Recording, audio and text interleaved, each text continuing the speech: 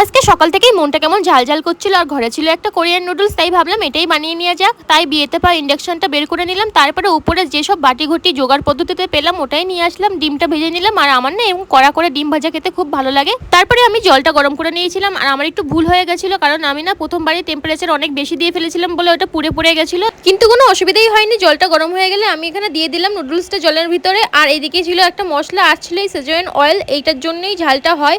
আর আমার ঝাল ঝাল করে নুডলস খেতে যে কি ভালো লাগে, এর জন্য এই কোরিয়ান নুডলসটা আমার খুব ভালো লাগে। আর তোমাদের কার কার ভালো লাগে বলো তো, আর কোন কোন নুডলস ট্রাই করা যায় আমাকে প্লিজ একটু বলো। আর তারপরে দিয়ে দিলাম এই অয়েলটা, দিতে গিয়ে না আমি ছিটতে গিয়ে দাঁতে লেগে গেছিলো, উফ কি ঝাল ছিল। আর দিয়ে দেওয়ার 1 মিনিট পরেই আমি নামিয়ে নিলাম। দেখো কি সুন্দর কালার হয়েছে, দেখে তো এখনই আমার লোভ লাগছে, মনে হচ্ছে আবার খাই। তারপরে একটু বাটিতে সাজিয়ে নিয়ে আমি ডিমটা দিয়ে দিলাম। সকালের ব্রেকফাস্ট হিসাবে এই ঝাল ঝাল কোরিয়ান নুডলস সঙ্গে ডিম আমার জন্য তো বেস্ট ছিল। Thanks for watching.